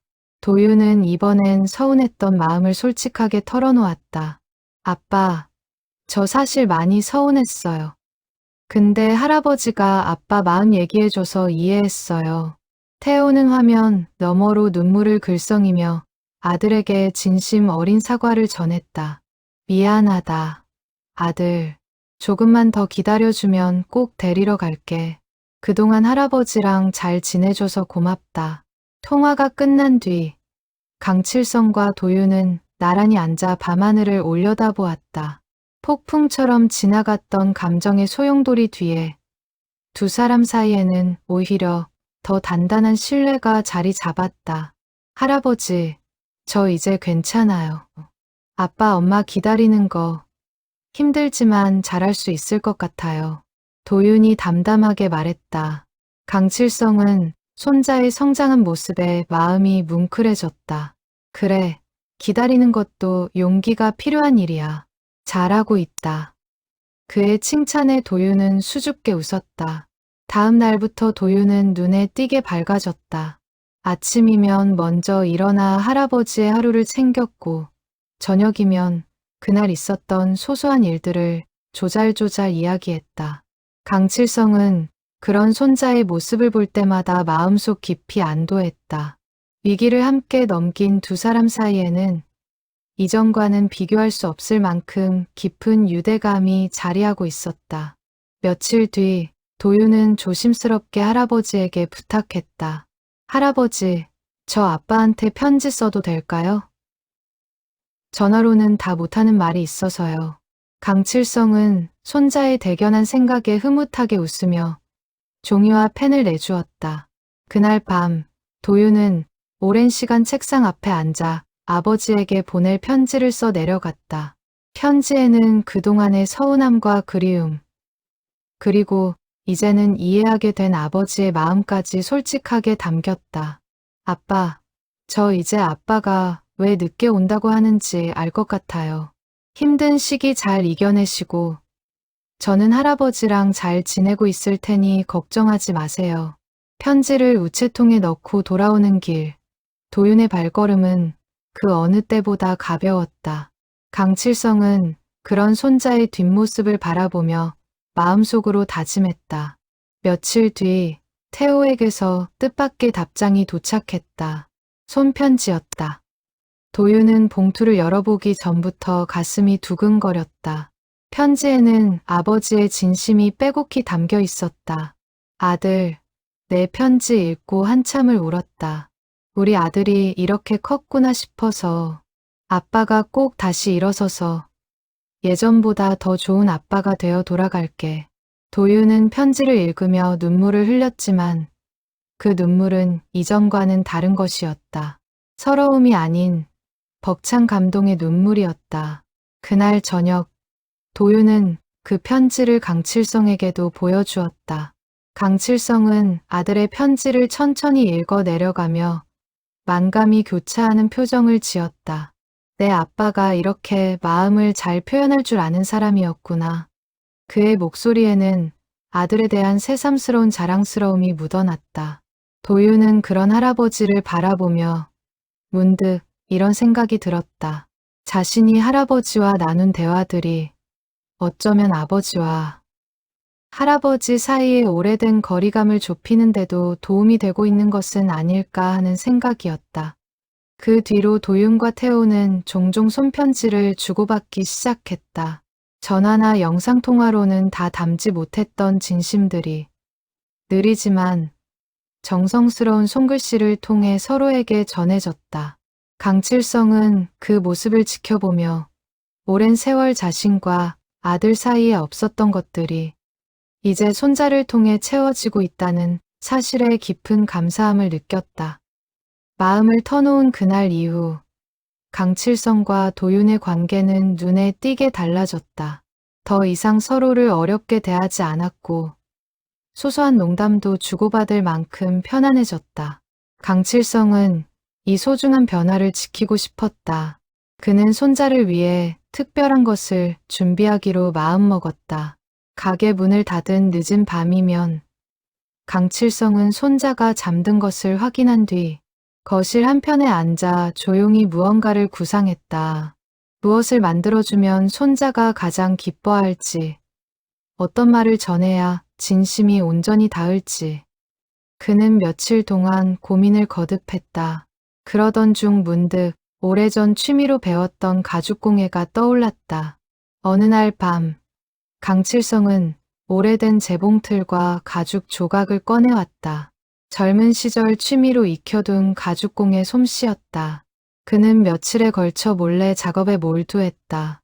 도윤이 잠든 늦은 밤이면 조용히 거실에 앉아 바늘과 실을 놀렸다. 서투른 솜씨였지만 정성만큼은 그 무엇보다 깊었다. 그가 만들고 있는 것은 작은 가죽 수첩이었다. 표지에는 손자의 이름 이니셜을 정성스럽게 새겼고 안쪽에는 몇 장의 편지지를 끼워 넣었다. 강칠성은 그 편지지에 손자에게 전하고 싶은 말들을 한자 한자 눌러 썼다. 평생 표현이 서툴렀던 그였지만 손자에게만큼은 마음을 온전히 전하고 싶었다. 몇 번이고 바늘에 손끝을 찔려가며 그는 밤늦도록 그 작업에 몰두했다. 편지에는 이런 내용이 담겼다. 도윤아, 이 여름 동안 내가 할아버지에게 준 것들이 얼마나 큰지 너는 아마 모를 거다. 외로웠던 할아버지의 하루하루가 너로 인해 다시 따뜻해졌단다. 내 아빠에게 못해준 것들을 너에게라도 해주고 싶었는데 오히려 내가 더 많은 것을 받은 것 같구나. 강칠성은 몇 번이고 문장을 고쳤으며 진심을 다듬었다. 평생 글로 마음을 전해본 적 없는 그였기에 한 문장 한 문장이 낯설고도 조심스러웠다. 편지의 마지막 줄에는 이렇게 적었다. 이 수첩에 앞으로 내가 하고 싶은 일들, 힘든 일들을 적어봐라. 그리고 방학이 끝나 멀리 떨어져 있어도 언제든 할아버지에게 편지를 보내렴. 할아버지는 항상 내 편이다. 그는 편지를 다 쓴 뒤 오래도록 그 문장을 바라보았다. 수첩이 완성된 날은 마침 도윤의 생일을 며칠 앞둔 시점이었다. 강칠성은 손자의 생일에 맞춰 이 선물을 전하기로 마음먹었다. 그는 도윤 모르게 작은 생일상도 준비했다. 평생 아내가 도맡았던 일이라 서툴렀지만 시장에서 미역을 사고 좋아하는 반찬 몇 가지를 준비하며 정성을 다했다. 손에 익지 않은 부엌일에 몇 번이나 애를 먹었지만 그는 손자를 향한 마음 하나로 끝까지 준비를 마쳤다. 생일 당일 아침, 도윤은 밥상에 차려진 미역국을 보고 눈을 크게 떴다. 할아버지, 제 생일 기억하고 계셨어요? 강칠성은 멋쩍게 웃으며 고개를 끄덕였다. 그럼 손자 생일을 어떻게 잊겠느냐. 도윤은 뭉클한 표정으로 미역국을 떠먹었다. 부모님과 떨어져 맞는 첫 생일이라 조금은 쓸쓸할 줄 알았는데 뜻밖의 따뜻함에 마음이 벅차올랐다. 밥상 위로 피어오르는 김이 그날 아침의 온기를 더욱 짙게 만들어주고 있었다. 식사가 끝난 뒤 강칠성은 조심스럽게 가죽 수첩을 꺼내 손자에게 건넸다. 이거 할아버지가 직접 만든 거다. 대단한 건 아니지만 받아주면 좋겠구나. 도윤은 떨리는 손으로 수첩을 받아들었다.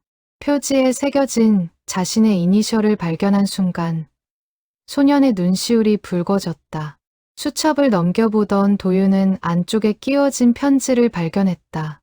한 줄 한 줄 읽어 내려가는 동안 소년의 눈에서 눈물이 뚝뚝 떨어졌다. 할아버지. 도윤은 말을 잇지 못하고 할아버지의 품에 안겼다. 강칠성 역시 손자를 꼭 끌어안으며 눈시울을 붉혔다. 두 사람 사이에는 더 이상 어떤 말도 필요하지 않았다. 한참을 그렇게 안겨있던 도윤이 고개를 들며 물었다. 할아버지, 이 수첩 진짜 할아버지가 직접 만드신 거예요? 바느질까지요. 강칠성은 멋쩍게 웃으며 대답했다. 젊었을 때 취미로 좀 배워뒀지.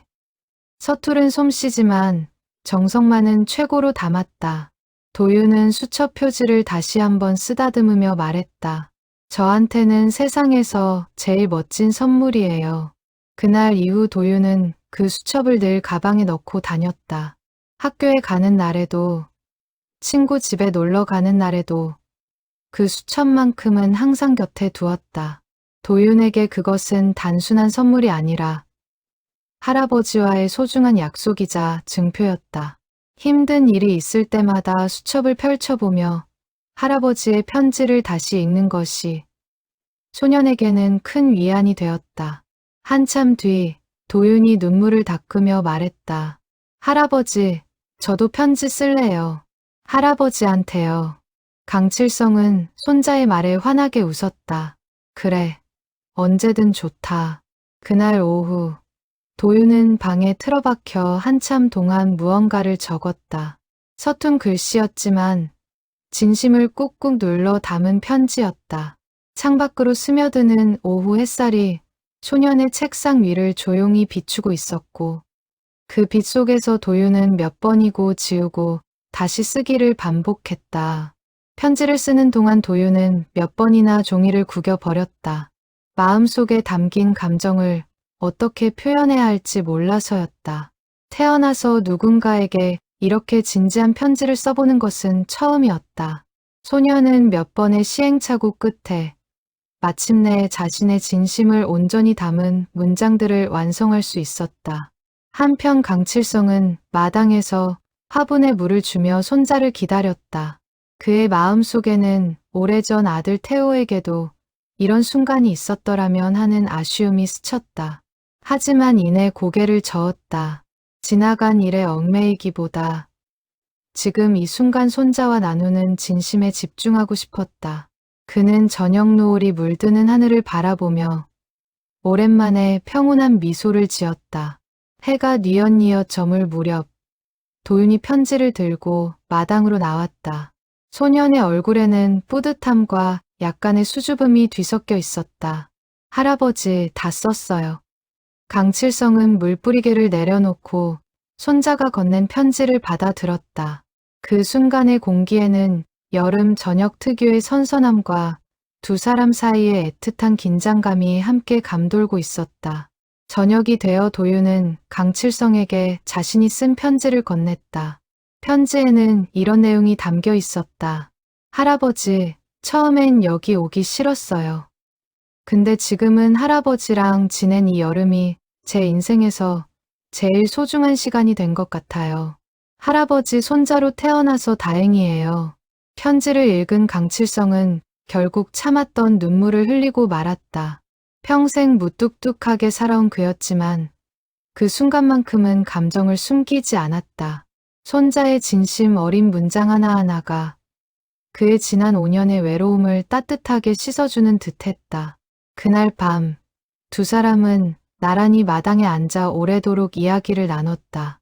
여름밤의 별빛 아래 문방구 할아버지와 손자는 이제 더 이상 서먹한 타인이 아니었다. 할아버지, 저 나중에 커서 뭐가 될지 아직 모르겠는데요. 뭐가 되든 할아버지처럼 진심을 다하는 사람이 되고 싶어요. 도윤이 밤하늘을 올려다보며 말했다. 강칠성은 그 말에 가슴이 뭉클해졌다. 할아버지처럼 일하니 과분한 말이구나. 하지만 그렇게 생각해준다니 정말 고맙다. 두 사람은 한참을 별을 세며 이런저런 이야기를 나눴다. 도유는 학교에서 만난 친구들 이야기를, 강칠성은 젊은 시절 이 동네에서 겪었던 소소한 추억들을 들려주었다. 대화 사이사이 웃음이 끊이지 않았다. 처음 만났을 때의 어색함은 이제 완전히 자취를 감춘 듯했다. 할아버지, 저 진짜 이 여름 잊지 못할 것 같아요. 도윤이 진지하게 말했다. 강칠성은 손자의 머리를 쓰다듬으며 대답했다. 할아버지도 마찬가지다. 너를 만나서 이 늙은이 인생에 이렇게 큰 선물을 받을 줄은 몰랐어. 밤이 깊어갈수록 두 사람의 대화는 더욱 깊어졌고 별빛 아래 두 사람의 그림자는 나란히 포개어져 있었다. 그렇게 문방구 할아버지와 손자는 그의 여름 진짜 가족으로서의 유대를 단단히 쌓아가고 있었다. 강칠성은 마음속으로 다짐했다. 이 소중한 인연을 앞으로도 오래도록 지켜가겠다고. 그리고 그 다짐은 그날 밤 반짝이던 별빛만큼이나 오래도록 그의 마음속에 새겨졌다. 여름이 막바지에 다다르던 어느 날 기상특보가 발령되었다. 강한 태풍이 남쪽 지방을 관통해 이 지역까지 영향을 줄 것이라는 소식이었다. 강칠성은 라디오에서 흘러나오는 예보를 들으며 표정이 굳어졌다. 오래된 문방구 건물은 몇 차례의 태풍을 겪으며 이미 많이 낡아 있었다. 라디오 아나운서의 다급한 목소리가 반복해서 흘러나왔다. 이번 태풍은 예년보다 강한 세력을 유지한 채 북상 중이며 각 가정에서는 철저한 대비가 필요합니다. 강칠성은 그 방송을 들으며 오래전 겪었던 태풍의 기억을 떠올렸다. 그때도 지붕 일부가 날아가고 창문이 깨졌던 아찔한 경험이 있었다. 그는 서둘러 손자를 불러 대비에 나서기로 했다. 도윤아, 오늘은 일찍 가게 정리를 해야겠다. 강칠성의 말에 도윤은 진지한 얼굴로 고개를 끄덕였다. 두 사람은 함께 진열대의 물건들을 안쪽으로 옮기고 창문마다 테이프를 붙여 보강했다. 낡은 셔터도 다시 한번 점검했다. 손발이 척척 맞는 두 사람의 모습에서 몇 달 전의 서먹함은 찾아볼 수 없었다. 도윤은 이제 할아버지가 무엇을 지시하지 않아도 스스로 필요한 일을 찾아 움직일 만큼 손발이 맞는 파트너가 되어 있었다. 저녁이 되자 예보대로 강한 비바람이 몰아치기 시작했다. 창문이 덜컹거리고 빗줄기가 사정없이 유리창을 때렸다. 강칠성은 손자를 안심시키며 말했다. 괜찮다. 이 정도는 지금까지 여러 번 겪었어.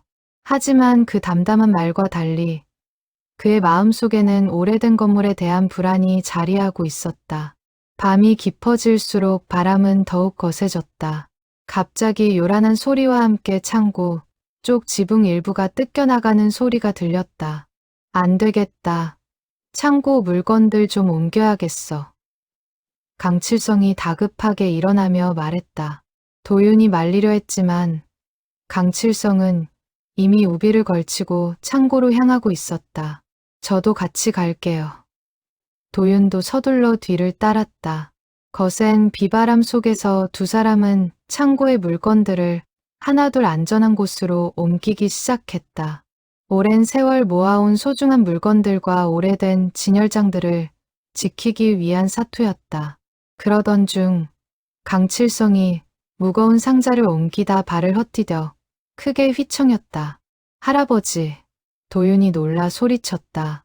다행히 넘어지지는 않았지만 강칠성은 순간 가슴을 부여잡으며 그 자리에 주저앉았다. 창밖에서는 나뭇가지가 부러지는 소리와 함께 요란한 빗소리가 끊이지 않았고 도윤의 심장은 그보다 더 크게 요동치고 있었다. 할아버지, 왜 그러세요? 도윤이 겁에 질려 다가갔다. 강칠성의 얼굴이 창백하게 질려 있었다. 잠깐, 괜찮다. 잠깐 쉬면 돼. 하지만 그의 숨소리는 거칠었고 이마에는 식은땀이 흥건했다. 도윤은 순간 머릿속이 하얘졌지만 이내 정신을 차리고 휴대폰을 꺼내 들었다. 태풍 속에서도 침착하게 119에 전화를 걸어 상황을 설명했다. 빗줄기가 얼굴을 사정없이 때리는 와중에도 소년의 목소리만큼은 또박또박하고 침착했다. 전화를 끄는 도윤은 할아버지 곁에 무릎을 꿇고 앉아 손을 꼭 잡았다. 할아버지, 조금만 참으세요. 구급차 곧 온대요. 그의 목소리는 떨리고 있었지만 그 어느 때보다 단단한 의지가 담겨 있었다. 몇 달 전이었다면 상상도 할 수 없었던 침착함이었다. 강칠성은 손자의 손을 마주 잡으며 희미하게 웃었다. 우리 도윤이 다 컸구나. 그 말 한마디에 도윤은 두려움을 억누르며 더욱 힘주어 할아버지의 손을 붙잡았다. 비바람이 두 사람을 사정없이 몰아쳤지만 맞잡은 두 손만큼은 그 무엇보다 단단했다. 구급차가 도착하기까지의 시간이 도윤에게는 영원처럼 길게 느껴졌다. 그는 태풍 속에서도 우산으로 할아버지를 감싸며 곁을 지켰다. 할아버지, 절대 안 되니까 정신 차리셔야 돼요.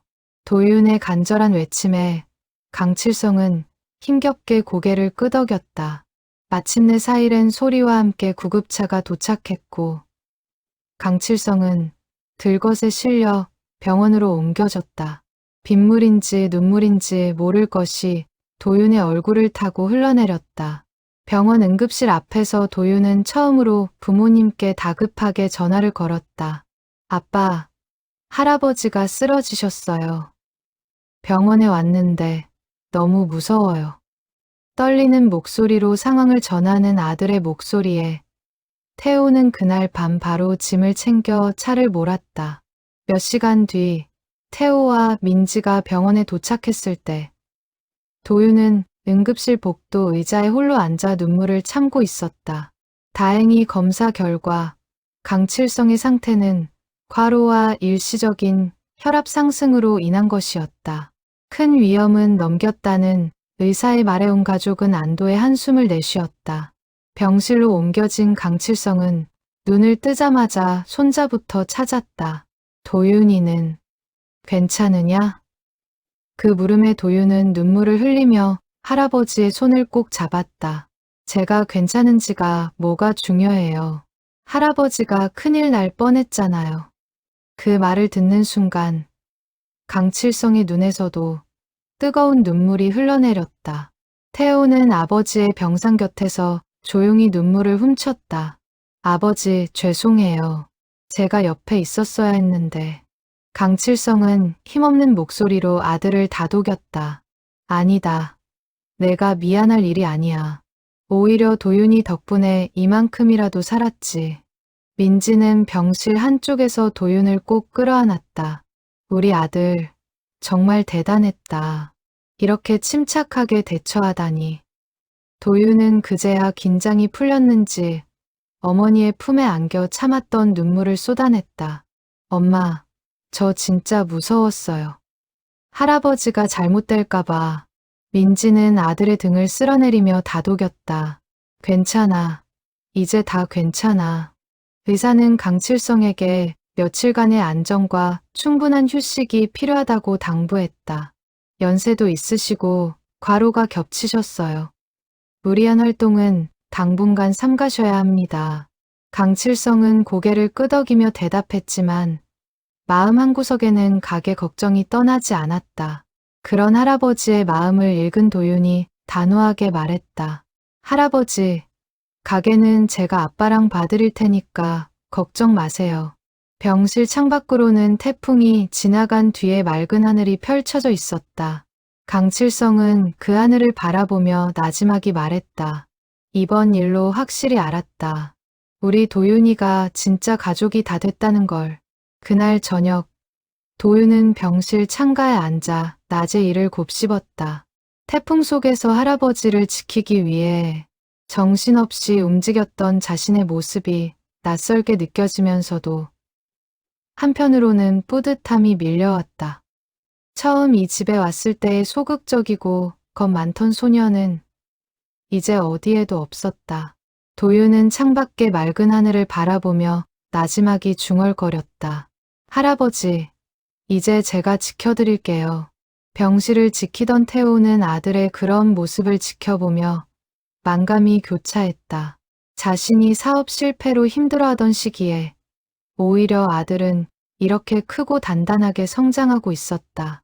그는 아들의 어깨를 가만히 감싸 안으며 말했다. 도윤아, 아빠가 없는 사이에 정말 많이 컸구나. 고맙다. 할아버지 잘 챙겨줘서. 도윤은 아버지의 품에 안겨 조용히 고개를 끄덕였다. 며칠 뒤 강칠성은 상태가 호전되어 퇴원 날짜를 잡을 수 있게 되었다. 퇴원을 앞둔 마지막 밤, 온 가족은 병실에 모여 앉아 그동안 있었던 일들을 이야기하며 웃음꽃을 피웠다. 퇴원하는 날 아침, 병원 로비에서 도윤은 할아버지의 짐 가방을 대신 들었다. 할아버지, 이제 제가 들어드릴게요. 강칠성은 손자의 대견한 모습에 흐뭇하게 웃으며 대답했다. 그래, 우리 손자가 다 컸구나. 병원 문을 나서는 두 사람의 뒷모습을 태호와 민지는 뭉클한 표정으로 바라보았다. 집으로 돌아오는 차 안에서 도윤은 창밖을 바라보며 조용히 생각에 잠겼다. 태풍이 몰아치던 그 밤, 자신이 얼마나 간절하게 할아버지를 지키고 싶어 했는지 떠올랐다. 그 순간의 두려움과 절박함은 소년에게 가족이라는 것이 얼마나 소중한지를 온몸으로 깨닫게 해주었다. 도윤은 옆자리에 앉은 할아버지의 손을 가만히 잡았다. 강칠성은 그 손길에 말없이 미소로 화답했다. 창밖으로는 태풍이 완전히 물러간 맑은 밤하늘의 별들이 총총히 빛나고 있었다. 태풍이 지나간 자리에는 상처도 남았지만 그보다 더 단단해진 가족의 유대가 함께 남아 있었다. 며칠간의 입원 끝에 강칠성은 무사히 퇴원했다. 태호와 민지는 아버지의 건강이 걱정되어 당분간 곁을 지키기로 했다. 다행히 태호가 구한 일자리는 재택으로도 상당 부분 처리할 수 있는 일이어서 온 가족이 한동안 문방구가 있는 동네에 함께 머물 수 있게 되었다. 뜻밖의 사고가 오히려 가족을 한자리에 모으는 계기가 된 셈이었다. 퇴원 소식을 들은 동네 사람들도 하나둘 문방구를 찾아와 안부를 물었다. 몸조리 잘하셔야죠. 손자분이 그렇게 침착하게 대처했다면서요? 이웃들의 칭찬에 강칠성은 겸연쩍은 미소를 지으며 손자를 향한 자랑스러움을 감추지 못했다. 퇴원 후 첫날 아침, 강칠성은 오랜만에 가족들과 함께 밥상에 둘러앉았다. 도윤은 할아버지 옆에 바짝 붙어 앉아 반찬을 챙겨드렸다. 할아버지, 이거 드세요. 몸에 좋은 거래요. 강칠성은 손자의 살가운 손길에 흐뭇한 미소를 지었다. 태호와 민지는 그 모습을 바라보며 서로 눈빛을 주고받았다. 몇 달 사이 부쩍 자란 아들의 모습이 대견했다. 식사가 끝난 뒤 온 가족은 함께 가게 앞을 정리했다. 오랜만에 온 가족이 한자리에 모여 손발을 맞추는 모습에 지나가던 이웃들도 반가운 인사를 건넸다. 다들 모이니까 보기 좋네요. 이웃 할머니의 말에 강칠성은 흐뭇하게 웃으며 답했다. 그러게 말입니다. 이제야 진짜 가족 같습니다. 식사 후 태호는 아버지와 단둘이 마당에 나와 앉았다. 오랜만에 부자가 나누는 진솔한 대화였다. 아버지, 그동안 죄송했어요. 사업 실패하고 도윤이까지 맡겨놓고 제대로 된 아들 노릇을 못했어요. 강칠성은 아들의 손을 가만히 잡으며 대답했다. 아니다. 오히려 이번 기회에 나도 많은 걸 배웠다. 내가 어릴 때 못해줬던 것들 도윤이한테라도 해줄 수 있어서 다행이었어. 한편 도윤은 방학 숙제를 핑계 삼아 자신이 겪은 여름의 이야기를 일기로 정리하고 있었다. 문방구에서 보낸 나날들, 할아버지와 나눴던 대화들, 그리고 태풍이 몰아치던 그날의 기억까지. 한 장 한 장 꾹꾹 눌러 적었다. 마지막 페이지에는 이렇게 적었다. 이번 여름은 내 인생에서 가장 소중한 방학이었다.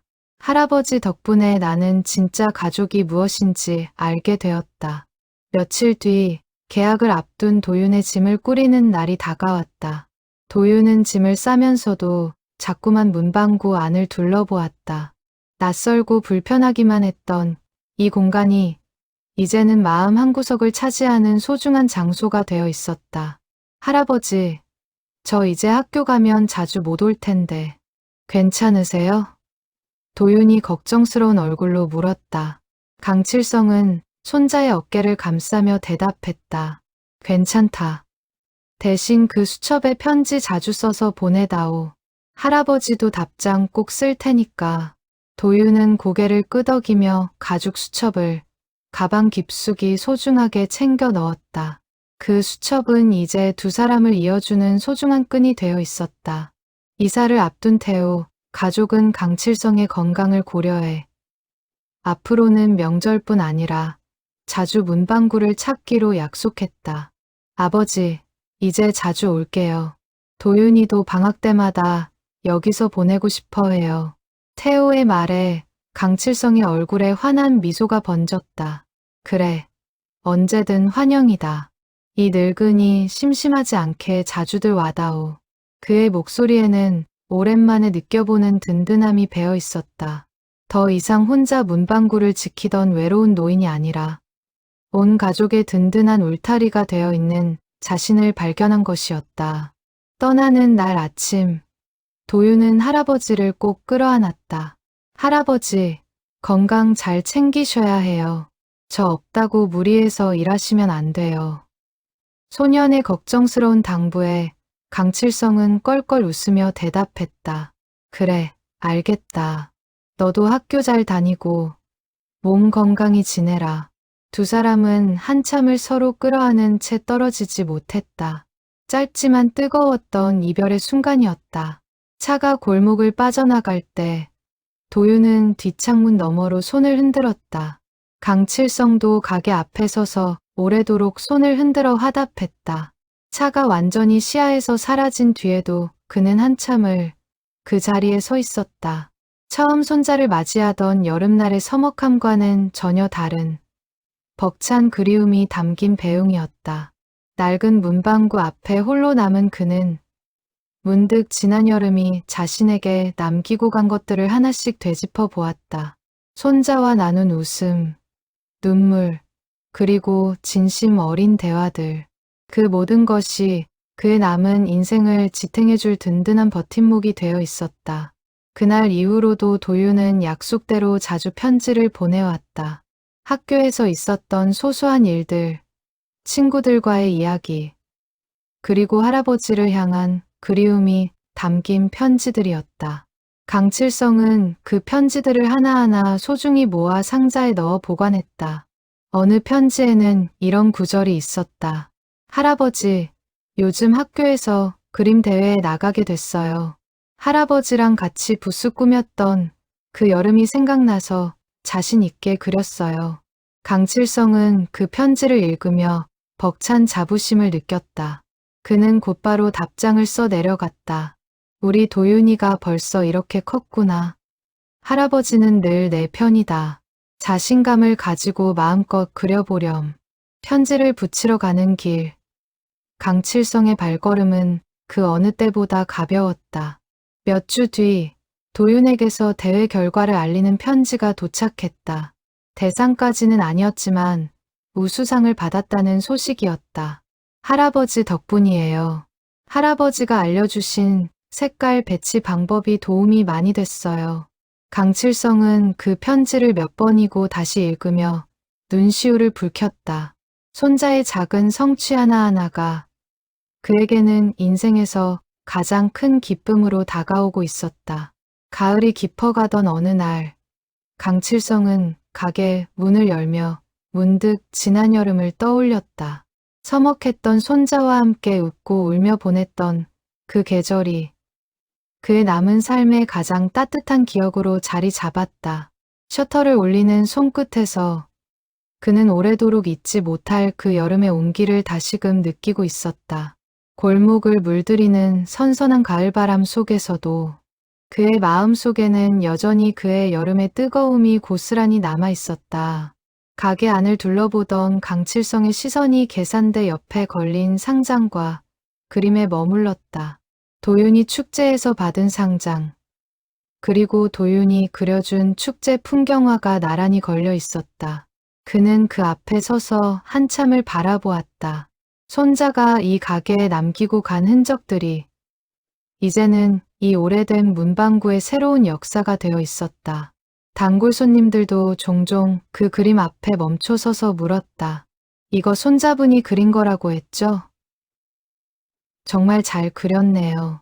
그럴 때마다 강칠성의 얼굴에는 자랑스러운 미소가 번졌다. 그해 겨울, 도윤은 방학을 맞아 다시 문방구를 찾았다. 태호 가족은 약속대로 자주 발걸음을 했고 강칠성의 건강도 눈에 띄게 좋아졌다.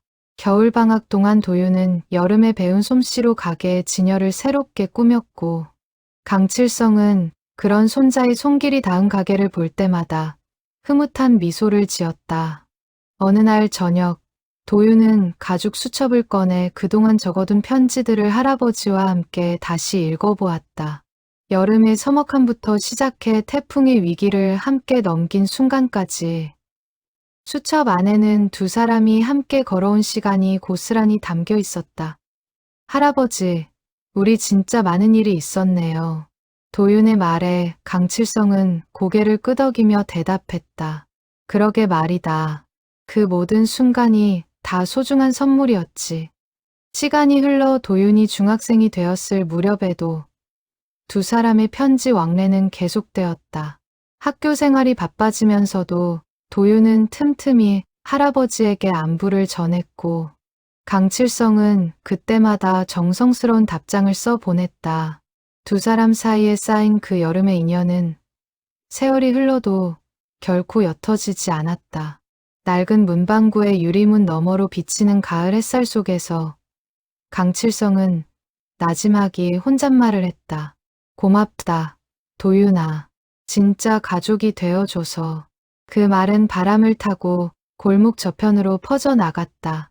그리고 그것으로 문방구 할아버지와 손자의 여름은 진짜 가족이라는 이름으로 완성되었다.